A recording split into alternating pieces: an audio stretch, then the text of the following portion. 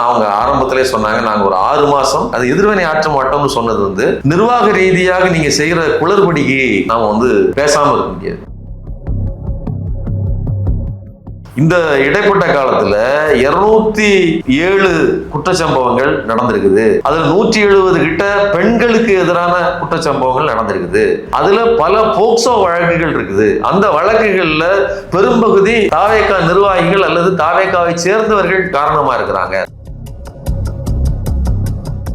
திரைப்பட நடிகைகளை பாக்குறீங்க, தயாரிப்பாளரை பாக்குறீங்க, விஷாலை பாக்குறீங்க, எல்லாரையும் பாக்குறீங்க. ஆனால் மக்களை யாரையாவது செஞ்சிட்டீங்களா? எந்த ஒரு இடத்தில் ஒரு நல்ல செய்தி, ஒரு நல்ல விஷயம் நடந்தாலும் அந்த இடத்துல நம்ம பசங்க இருக்கிறாங்கன்னு அர்த்தம்னு நீங்க சொன்னீங்க. இன்னைய நிலைமை என்ன அப்படின்னு பாத்தீங்கன்னா, எங்க ஒரு பாலியல் கூட்டம் நடக்குதோ அங்க தோண்டி துருவுனீங்கன்னா அதுக்கு பின்னாடி ஒரு தாவேகாரன் இருக்கிறாங்கிற நிலைமை வந்திருக்குது.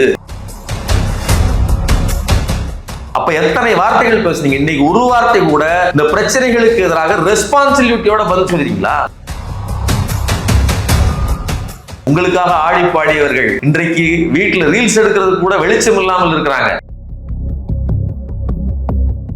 இன்ஸ்டா ரீலுக்காகவே பிறந்து இன்ஸ்டா ரீல்லையே வாழ்ந்து இருக்கிற ஒரு கூட்டத்துக்கு, அரசியல்னா என்னன்னு தெரியாத ஒரு கூட்டத்துக்கு சொன்னதன் பொருள் புரியாது. அவங்க இப்படிதான் பேசுவாங்க. தீபத்தூண் கிடையாது, அது நடுக்கல், அது அழகுக்கல். அந்த கல் மேல ஏத்துறதுல என்ன பிரச்சனை இருக்கு? நீங்க சொல்லுங்க. ஒரு பாஜக சங்கி என்ன சொல்லுவானோ அதைத்தானே இன்னைக்கு ஜேசிடி பிரபாகர் சொல்றாரு. அதே மாதிரி யாரை இழிவுபடுத்துது, யாரை எதிர்க்குது, அவனும் பிரச்சனை கிடையாது. நானே ஒரு சிறுபான்மையினர், அதுல என்ன இருக்கு, நானே ஏத்துக்கிட்டேன் அப்படின்னு சொல்லுவாரு. நீங்க என்ன பண்ணுவீங்க? உங்க கூட கூட்டணியில் இல்லாட்டாலும் உங்களுக்கு ஆதரவு கொடுத்துட்டு இருக்கக்கூடிய சிபிஐ போராட்டத்தில் இறங்கு. தமிழ்நாடு ஒரு முன்னேறிய மாநிலம். அங்க பெரிய படிப்பு படிச்சு பெருசா இருக்காங்க. தொழில்துறையில பெரிய வளர்ச்சி இருக்குது. 45% மேல பெண்கள் வேலைக்கு வர்றாங்க. மிகப்பெரிய மாற்றம் இருக்கு. இதை பேசுறீங்க. அப்ப நீங்க ஒத்துக்கணுங்களா? தமிழ்நாடு முன்னேறி இருக்குதுங்கிறத ஒத்துக்கணுங்களா? இன்னொரு பக்கம் இங்க ஆளுநர் உரைக்குள்ளேயே என்ன இருக்குதுன்னு பாத்தீங்கன்னா, கடந்த ஆட்சி நிர்வாகம் சரியில்லை.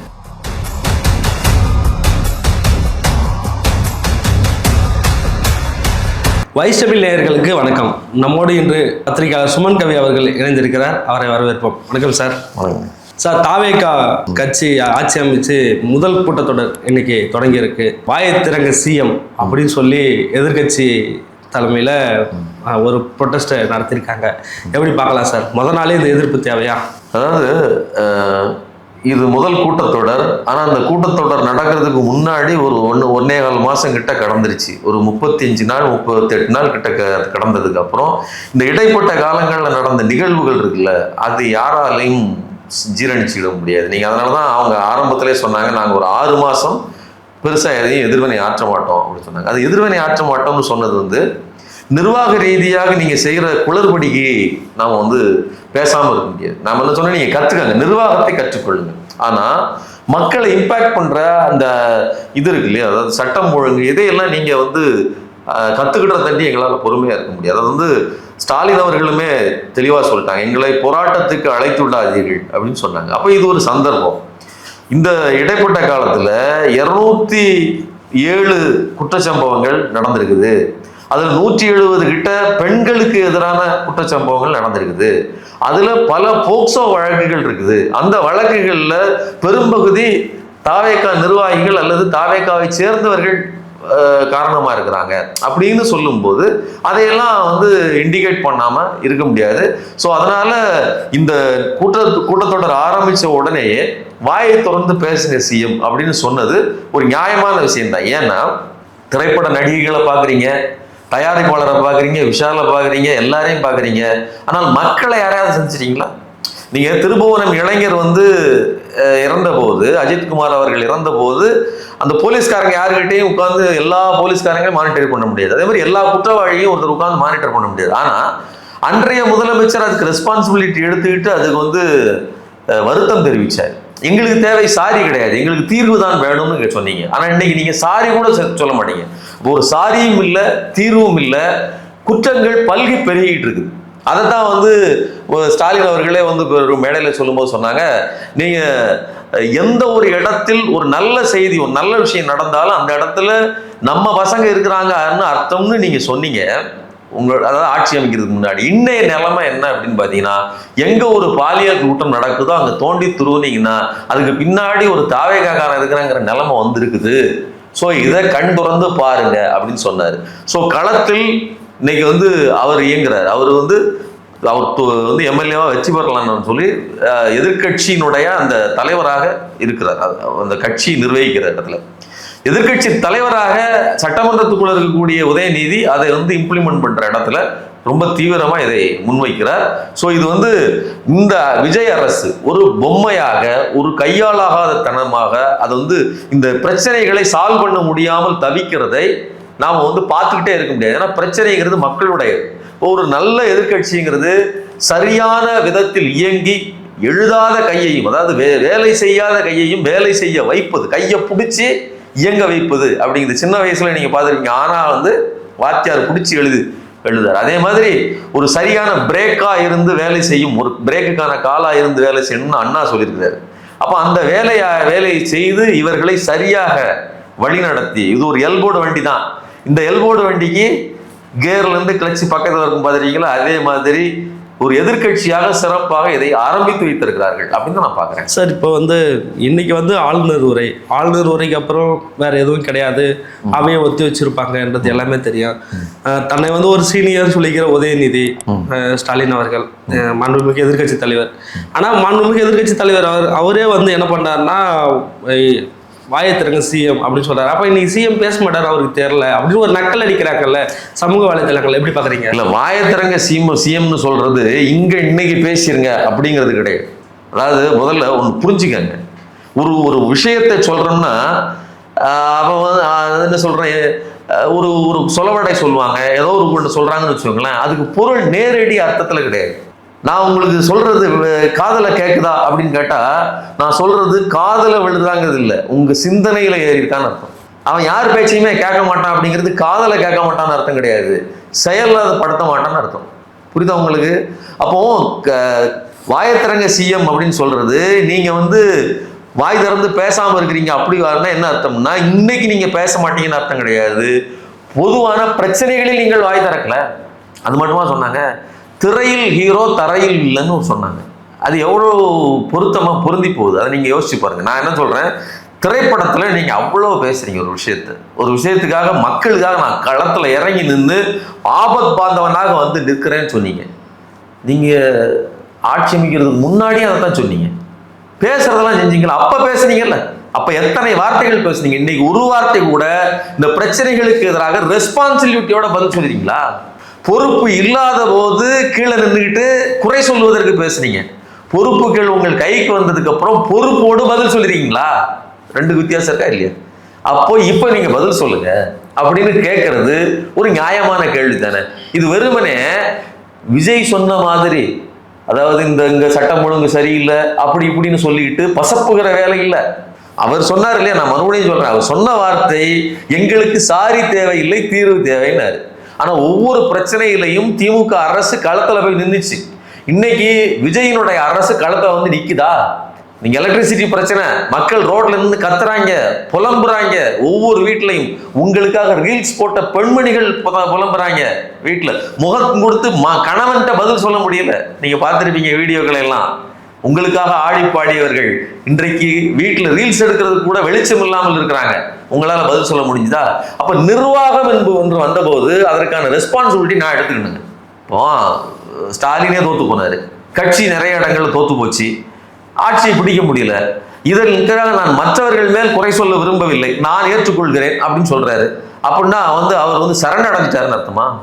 தன்னுடைய பிரச்சனைகளை அடுத்தவர் மேல் சுமத்துவதுங்கிறது ஒரு லாபகமான வேலை. அதைத்தான் விஜய் செஞ்சுக்கிட்டு இருக்கிறாரு. நீங்க கூட கேள்விப்பட்டீங்க, ஆட தெரியாதவ தெருக்கோணல்னு சொல்லுவான்னு ஒரு பழமொழி கேள்விப்பட்டிருப்பீங்க. அப்பதான் என்ன இருக்குன்னா, உங்களுக்கு வேலை தெரியவில்லை, பொருள் முன்னையோ பொருள் சரியில்லையோ அதை வைத்து நான் எப்படி மாற்றி அதுக்கு ஆல்டர்னேட் என்ன செய்யறேன், இதான் ஒரு நிர்வாகத்திறன் உள்ள தலைவனோட வேலை.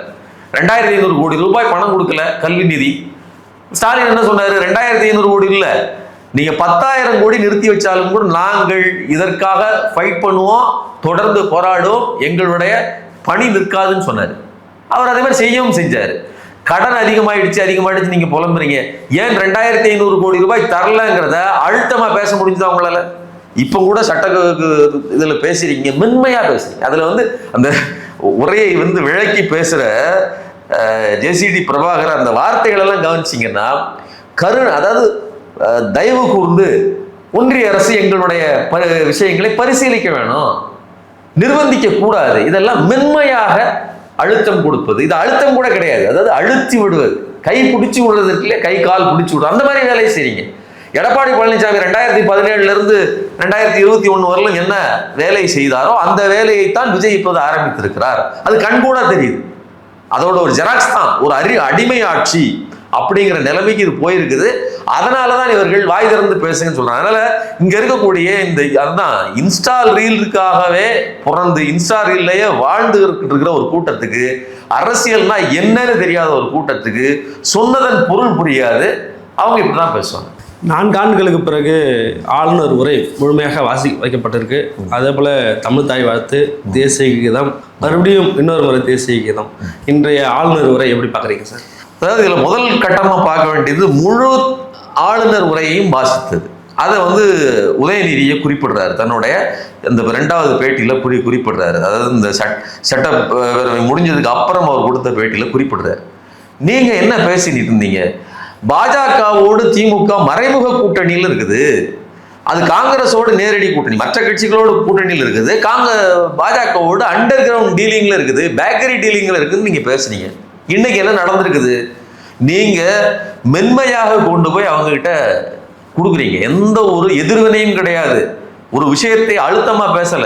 இன்னைக்கு இவங்க பாடியிருக்காங்கிறது, இன்னைக்கு பாட்டு பாடியதை ஒரு பெரிய சாதனையாக உங்களுடைய ஆட்கள் உட்கார்ந்து இங்க ஃபயர் விட்டுக்கிட்டு இருப்பாங்க. ஆனா உண்மை என்ன? நீங்க போய் எங்களுடைய உரிமை இதை நாங்க செய்வோம் அப்படின்னா சொன்னீங்க. அப்படி சொல்லல. எங்களுடைய இது வந்து நீங்க எங்களுக்கு அருள் கூட புரியணும், எங்களுக்கு அனுமதி கொடுக்கணும், தயவு செஞ்சு இந்த புரோட்டோகாலை நீங்க எங்களுக்கு நிகழ்த்தி கொடுக்கணும், இப்படித்தானே பேசுனீங்க. சரி, இன்னைக்கு பாட்டு பாடியாச்சு, தேசிய கீதம், சரி, இது தமிழ் தாய் வாழ்த்து. தமிழ் தாய் வாழ்த்து பாடுவதில் உங்களுக்கு இயல்பான ஒரு உணர்ச்சி இருந்துச்சா? கிடையாது. அதை கூட எதிர்கட்சிகள் பேசிதான் கொண்டு வந்திருக்கு. நல்லா புரிஞ்சுக்கணும். இது ஏதோ விஜய்க்கு கிடைத்த வெற்றியோ விஜய் தன்னுணர்வாக செஞ்ச காரியமோ கிடையாது. ஒவ்வொரு இடத்திலும் அடி மேல் அடி, திமுக எதிர்நிலையிலிருந்து செய்து கொண்டே இருந்த விமர்சனத்தின் வெளிப்பாடு நீங்க போய் பேசுனீங்க. நீங்க போய் சந்திச்சப்போ பிரதமரை சந்திச்சுட்டு 4 கோரிக்கைகள், அந்த 4 கோரிக்கைகளை ஒண்ணு தமிழ் தாய் வாழ்த்து பாடணும். சரி, அதுல கூட சரியா பாடிட்டீங்களா?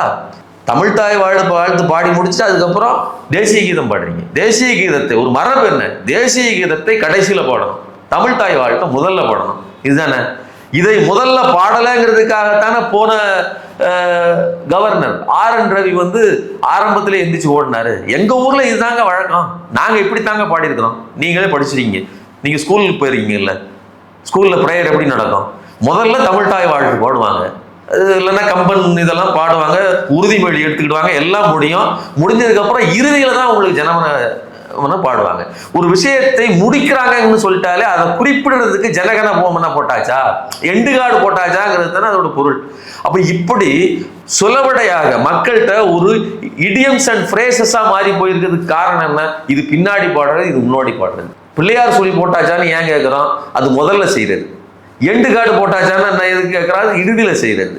அப்போ ஜனகன மனங்கிறது எண்டு காடு, இறுதியில போடுறது. இது தமிழ் தாய் வாழ்த்துங்கிறது முதல்ல பாடுறது. இது இப்படி மரபு இருக்கும்போது முதல்லையே அதை பாடி மரபை உடைத்து இன்னைக்கு மாற்றிருக்கீங்க.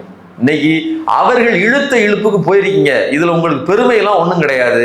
அவர்கள் 2 பக்கமா கோல் போட்டு விளையாடிட்டாங்க அப்படிங்கிறதையும் பார்க்க முடியுது. நீங்க அண்டர் கிரவுண்ட் டீலிங்ல இருக்கிறீங்கிறத வெளிப்படுத்துவது தான். நீங்க கடந்த ஆட்சியை தான் குற்றம் சொன்னீங்க. அவர்கள் துணிந்து களமாடினார்கள், நீங்கள் பம்மி அவர்களிடம் கெஞ்சி கொண்டிருக்கிறீங்க. அதோட வெளிப்பாடு தான் இன்னைக்கு அவர்கள் உங்களுக்கு இறங்கி வந்து என் தெய்வமே அப்படின்னு பேசுவாங்க இல்லையா, பேசுவார் இல்லையா, அதே மாதிரி போ தெய்வமே உன் வீட்டுக்கு எல்லாம் வரும்னு சொல்லி நீங்க 2 பேரும் ஒரு மியூச்சுவல் இதுல இருக்கிறீங்க. அதனாலதான் நீங்க உங்களுடைய பேச்சை நீங்க எழுதி கொடுத்த அந்த ஆளுநர் உரையை அவர் முழுவதுமா வாசிச்சிருக்கிறது. 2 பக்கமா இருக்கக்கூடிய ஒரு இணக்கம். அந்த இணக்கத்தினால் தமிழ்நாட்டுக்கு எந்த நன்மையும் இல்லை. நாம நம்மளுடைய மரபை இழந்து, நம்மளுடைய வீரியத்தை இழந்து அடிவடிஞ்சு போயிட்டு இருக்கோம் அப்படிங்கிறத என்னுடைய கருத்து. இப்போ ஆளுநர் RN ரவியை காட்டிலும் ஆளுநர் அர்லேக்கர் பரவாயில்ல. அவர் வந்து ஒன்றிய அரசுன்ற ஒரு வார்த்தையை பயன்படுத்துறாரு, பெரியாருங்கிற வார்த்தையை பயன்படுத்துறாரு, இருமொழி கொள்கை அது சம்மந்தமாக எழுதி கொடுத்து அதையும் மாற்றாமல் அப்படி படிக்கிறாரு. ஒருவேளை திமுக வந்து ஆர்.என். ரவியை சரியாக கையாளலை, அல்லது தாவேக்கா வந்து அர்லேக்கர் மூலயமா இதை செய்கிறாங்க, இல்லை ஆர்.என். ரவியோட அர்லேக்கர் பரவாயில்ல அப்படி எடுத்துக்கலாமா? அதாவது ஆர்.என். ரவியை விட அர்லேக்கர் பரவாயில்ல அப்படிங்கிறது ஒரு பக்கம். தங்களுக்கு விருப்பம் இல்லாத அல்லது தாங்கள் ஆளாத ஒரு மாநிலத்தில் தங்களுக்கு எதிரான அரசு இருக்கும்போது எதிரானவர்களை கொண்டு வந்து போட்டு அதை உடக்குவது, இதுதான் வந்து அவங்களுடைய பாணி. யாரு? பாஜகவோட பாணி. உங்களுக்கே தெரியும் கேரளாவில் என்ன நடந்துச்சுன்னு தெரியும். ஏன் பாண்டிச்சேரியில் நீங்கள் வந்து ஆர்.என். ரவியை விட்டுருங்க, கிரண்பேடி அவங்க இருந்தாங்கல்ல, அவங்க எவ்வளோ குடைச்சல் கொடுத்தாங்க? கிரண்பேடி கொடுக்காத குடைச்சலா? சரிங்களா? ஏன் கேரளாவில் இதுக்கு முன்னாடி இருந்த ஆளுநர் என்ன பண்ணிட்டு இருந்தார்? அவர் கொடுக்காத குடைச்சலா? இப்போ என்ன நடந்துகிட்டு இருக்கு அப்படின்னு பார்த்தீங்கன்னா, ஏன் அதே இது ஆர்.என். ரவி வந்து அங்கே போனாரே, யாரு கரெக்டாக முடிகிற காலகட்டத்தில் வெஸ்ட் பெங்காலுக்கு போனாரு. வெஸ்ட் பெங்காலையும் போய் அதே குடைச்சல் தானே கொடுத்தாரு. அப்போ இவர்கள் எல்லாம் குடைச்சல் கொடுப்பதற்கான ஆட்கள், இவர்களை இங்கே அனுப்பணும், இது நமக்கான அரசு அப்படின்னு பாஜக உள்ளூர நினைக்கிறது. அதனாலதான் உங்களுக்கு மென்மையான ஆளை அனுப்பி வைக்கிறாங்க, அல்லது வன்மையானவர்கள் கூட உங்கள்கிட்ட மென்மையா நடந்துக்கிடுறாங்க. ஒன்றிய அரசு, அண்ணா, பெரியார் அப்படின்னு எல்லாத்தையும் பேசுறாங்க. நான் என்ன கேட்கிறேன், இன்னைக்கு பேச முடிந்த அவரால் ஏன் அன்னைக்கு பேச முடியல? திமுக அவர் வாயை பிடிச்சி தடுத்து நிறுத்திச்சா? அல்லது இந்த வார்த்தைகள் தானே அதுவும்? பெரியாருங்கிற வார்த்தையோ காமராஜருங்கிற வார்த்தையோ எல்லாமும் அதுதானே. அப்ப அன்னைக்கு பேச முடியலங்கிறது தனிப்பட்ட ஆர்.என். ரவியினுடைய இன்ட்ரெஸ்டா அல்லது திமுகவுடைய நெருக்கடியா? திமுகவுக்கு அந்த சாதுரியம் தெரியல. என்னங்க சாதுரியம் இது? இது வந்து நீங்க இணக்கமா இருக்கிறீங்க, நீங்க டீலிங்ல இருக்கிறீங்கிறது பொருளா, அல்லது திமுக சரியா வேலை செய்யலன்னு பொருளா? திமுக சரியாவே வேலை செய்யட்டா கூட ஒரு ஆளுநர் அவருடைய பணி தானே செய்யணும். இன்னைக்கு எப்படி செஞ்சாங்க? இன்னைக்கு எப்படி செஞ்சாங்கிறது உங்களுடைய சாமர்த்தியத்தில் நடந்ததுன்னு சொல்லணும், உங்களுடைய டீலிங்ல நடந்தது. உங்களுடைய வார்த்தையில தான் சொல்றேன், உங்களுடைய வார்த்தையில் தான், உங்களுடைய டீலிங்ல தான் இன்னைக்கு இவ்வளவு இணக்கமாக நடந்திருக்கு. ஒண்ணு. இன்னொன்னு, அன்னைக்கு மாதிரி இன்னைக்கு அர்லேக்கர் வந்து உங்களுக்கு கொஞ்சம் மென்மையானவராக இருக்கிறாரு. ஆர்.என். ரவி அப்படி இல்லை. ஆர்.என். ரவி மறுபடியும் கொண்டாங்க, ஆர்.என். ரவி இன்னும் மோசமா நடந்துக்கிடுவாரு. ஆர்.என். ரவியை கட்டுப்படுத்த முடியாது. ஏன் பாஜக, ஒன்றிய பாஜகவோட கட்டுப்படுத்த முடியாது. அவர் சனாதனத்துக்கு இன்னும் இணக்கமானவர். அவர் உணர்விலேயே ஒன்றிய அரசுங்கிற வார்த்தை வரமாட்டேங்குது. அப்ப இப்படி உங்களுக்கு சாதகமாக இன்னைக்கு நடந்திருக்குது. ஆனால் அதுவும் கூட முழுமையா நடக்கல. அதோட பொருள் என்னன்னா, இந்த பாட்டு பாடிய விவகாரத்தில் அது சரியான நடைமுறை அல்ல. இப்ப நீங்க சரியான நடைமுறை இல்லை, அது மரபு மீறிட்டாங்க அப்படின்னு சொல்றீங்க. இன்னைக்கு சபாநாயகர் சொல்றாரு 2 முறை பாடுறதுல என்ன தப்பு இருக்கு, பாடலாமே அப்படின்னு சொல்றாரு. செய்தித்துறை அமைச்சர் சொல்றாரு 2 முறை பாடுறதுல அதுல என்ன பிரச்சனை இருக்கு, இதுவாக விஷயம்ன்றாரு. அது இது இப்போ என்னன்னா, மரபு மீறல்களை இலகுவாக்குறது இருக்குல்ல. நான் என்ன கேட்கிறேன், இப்போ இது திருப்பரங்குன்ற மலையில தீபம் தானங்க, என்ன பிரச்சனை இருக்குது? எப்போதும் ஏற்றிக்கிட்டு இருக்கிற இடம் அங்க, இப்ப ஏத்துறதுக்கு இப்ப இங்க தீபத்தூண், அது தீபத்தூண் கிடையாது, அது நடுக்கல், அது அழகுக்கல். அந்த கல் மேல ஏத்துறதுல என்ன பிரச்சனை இருக்கு? நீங்க சொல்லுங்க. ஒரு பாஜக சங்கி என்ன சொல்லுவானோ அதைத்தானே இன்னைக்கு ஜேசிடி பிரபாகர் சொல்றாரு, இன்னைக்கு விஜய் சொல்றாரு, இல்ல விஜய் தரப்பில் இருந்து சொல்றாங்க. விஜய் திறக்கல வாய், அவர் திறக்க போறது இல்லை வாய். விஜய் தரப்பில் இருந்து பேசுவது என்ன? இதுல என்ன பிரச்சனை? இப்போ அங்க உச்சி பிள்ளையார் கோயில்ல தீபம் ஏத்துறதுக்கு பதிலாக அங்கேயும் ஏத்துறோம். இப்ப அங்கேயும் ஏத்திரும், இங்கேயும் ஏத்திரும். இப்ப என்ன பிரச்சனை? எவ்வளவு லாபகமா இருக்கு பார்த்தீங்களா? இதுதான், இதைத்தான் சொல்றோம். தென்னை மரத்துல ஒரு குத்து, தேங்காய் ஏணி சின்னத்தில் ஒரு குத்து, 2 பக்கம் குத்தக்கூடிய ஒரே நபர். 2 பக்கம் குத்தினா அதோட பொருள் என்ன? கள்ள ஓட்டுன்னு பொருள். விஜய் செய்கிற அரசியல் என்பது ஒரு இப்படிப்பட்ட அரசியல் தான். ஒரு பக்கம் தமிழ் தாயை நாங்க புகழ்ந்துட்டோம்னு பேசிட்டு, இன்னொரு பக்கம் இதையும் சேர்த்து இணைச்சிருவாங்க. நாளைக்கு தேவைப்பட்டுதான் அவர்கள் வந்தே மாதத்தை இணைச்சிருவாங்க. இதுல என்ன இருக்கு? ஏங்க, வந்தே மாதரெல்லாம் வந்து காந்தியை ஏத்துக்கிட்ட பாட்டு அப்படின்னு கூட சொல்லுவாங்க. என்ன பண்ணுவீங்க? வந்தே மாதரம் யாரை இழிவுபடுத்துது, யாரை எதுக்குது, அவனுக்கு பிரச்சனை கிடையாது. நானே ஒரு சிறுபான்மையினர், அதுல என்ன இருக்கு, நானே ஏத்துக்கிட்டேன் அப்படின்னு சொல்லுவாரு. நீங்க என்ன பண்ணுவீங்க? இன்னைய ஆளுநர் உரையில திமுக எதெல்லாம் அவங்க ஸ்டாண்ட் எடுத்தாங்களோ அதே ஸ்டாண்டு தான் இன்னைக்கு டிவிக்கு எடுத்திருக்காங்க. திமுக போற வழியை தான் டிவிக்கு கடைபிடிக்கிறான் பார்க்கலாமா? குறிப்பா புதிய கல்விக் கொள்கை, திருமொழி கொள்கை தான் கல்விக் கொள்கையில் இருக்கிறது. அதே போல் புதிய கல்விக் கொள்கை எதிர்ப்பு, அதே போல் கல்வி சார்ந்து இது பல விஷயங்கள் வந்து திமுக என்ன ஸ்டாண்ட் எடுத்துச்சோ அதே ஸ்டாண்டில் தான் நாங்களும் இருக்கோம் அப்படின்னு சொல்லி ஆளுநர் உரையில் இடம்பெற்றிருக்கு. இதை எப்படி நம்ம பார்க்கலாம் சார்? இல்லை, ஆளுநர் உரையில் 2 விதமாக பார்க்கணும். ஒன்று வந்து அவர் உதயநிதி பேச்சில் அவருக்கு பின்னாடி அதுக்கப்புறம் பேசுகிறப்போ சொன்னது ஒரு முக்கியமான செய்தி என்னன்னா, நீங்க அதாவது ஆளுநர் உரைங்கிறது என்ன, நீங்க தான் எழுதி கொடுக்குறீங்க. அந்த எழுதி கொடுக்குறதுல உங்க கட்சியை பற்றி ஆகா ஓகன்னு புகழ்றது எப்போது இருக்காது. ஒரு கட்சி எழுதி கொடுக்குன்னா அந்த கட்சி அந்த ஆட்சியை பற்றி அப்படித்தான் எழுதி கொடுக்கும். சரி, அப்படி எழுதி கொடுக்கறதுல கூட இந்த ஆளுநர் உரைங்கிறது எது? ஒரு ட்ரையல் மாதிரி, ஒரு ட்ரைலர் மாதிரி. ஒரு திரைப்படம் வரப்போது அதுக்கான ட்ரைலர். உங்களுடைய ஜனநாயகன் படத்தை நான் ஏன் பார்க்கணுங்கிறதுக்கான காரணம் அந்த ட்ரைலர்ல இருக்கணும். அதுல ஒண்ணுமே இல்லாம சும்மா வெத்து செவடாலும் ஒண்ணுமே இல்லாம அதுல சுவாரஸ்யமே இல்லாம உப்புச்சப்பு இல்லாம இருக்குன்னா அந்த ட்ரைலர் வேஸ்ட். அப்ப இன்னும் 5 வருஷத்துக்கு நீங்க என்னென்னலாம் பண்ண போறீங்கிறதுக்கான ஒரு முத்தாய்ப்பான ஒரு 1.5 நிமிட ட்ரைலர் மாதிரியான ஒரு அழுத்தமான பேச்சாத்தான் அது இருந்திருக்கணும். ஆனா என்ன நடந்திருக்குது? விசில் புரட்சி நடந்து விட்டது, அது அப்படி நடந்துச்சு, இளைஞர்களை கொத்து கொத்தாக ஈர்த்து விட்டது, அப்படியாக இப்படியாகன்னு உங்களுடைய இந்த விர்ச்சுவல் அபியூசர்ஸ் இருக்காங்கல்ல, அவர்களுக்கு தீனி போடுகிற, அவர்களுக்கு அதாவது ஒரு சொரிந்தால் சுகம் பெறுகிற மாதிரியான வேலையை இந்த ஆளுநர் உரை செய்கிறதை தவிர உண்மையான திட்டங்கள் என்ன? இதை இவர் மட்டும் கேட்கல, யாரு எதிர்கட்சி தலைவர் உதயநிதி மட்டும் கேட்கல, எடப்பாடி பழனிசாமி கேட்கல. நீங்க கொடுத்த திட்டம் ஏதாவது ஒண்ணு சொல்லிருக்கீங்களா?